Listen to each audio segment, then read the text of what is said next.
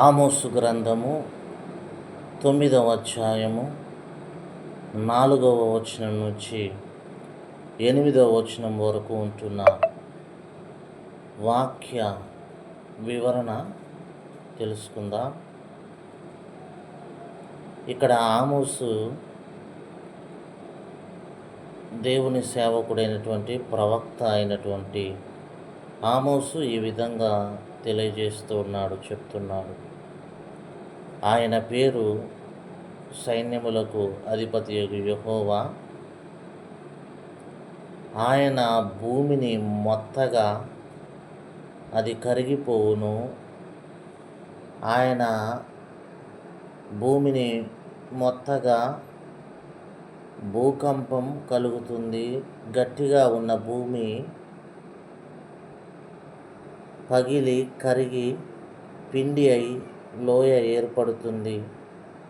అప్పుడు భూమి మీద ఉన్న ప్రజలందరూ ఏడుస్తారు అని ప్రవక్త అయిన ఆమోసు ఇశ్రాయేలీయులకు చెప్తున్నాడు. ఆయన సముద్రములను పిలిచి వాటిని భూమి మీద ప్రవహింప చేయువాడు.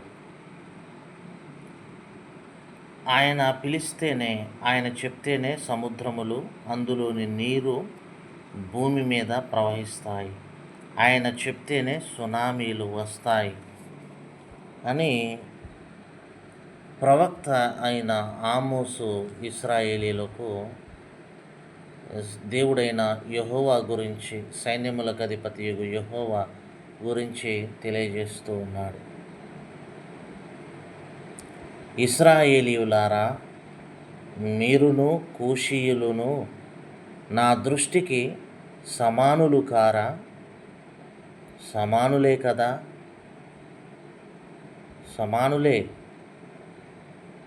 ఇశ్రాయేలీయులారా, నేను ఐగుప్తు దేశములో నుండి మిమ్మల్ని రప్పించినట్లుగా, నేను ఐగుప్తు దేశములో నుండి మిమ్మల్ని తీసుకుని వచ్చినట్లుగా, నేను కఫ్తోరు దేశములో నుండి ఫిలిష్తీయులను, కీరు దేశములో నుండి సిరియనులను అదేవిధంగా రప్పించాను, తీసుకుని వచ్చాను అని దేవుడైన యెహోవా ప్రవక్త అయిన ఆమోసు ద్వారా ఇశ్రాయేలీయులకు చెప్తూ ఉన్నాడు.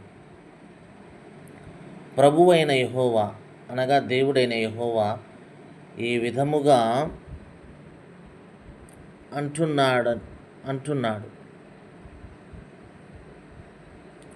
నా కన్ను ఈ పాపిష్టి రాజ్యము మీద, దేశము మీద ఉన్నది. దానిని భూమి మీద ఉండకుండా చేస్తాను, నాశనం చేస్తాను. అయితే యాకోబు సంతతి వారిని, ఇశ్రాయేలు వారిని, ఇశ్రాయేలీయులను సర్వనాశనము, పూర్తిగా నాశనము చేయకుండా విడిచిపెడతాను. ఇదే యెహోవా వాక్కు అని దేవుడైన యెహోవా ఇశ్రాయేలీయులకు చెప్తూ ఉన్నాడు.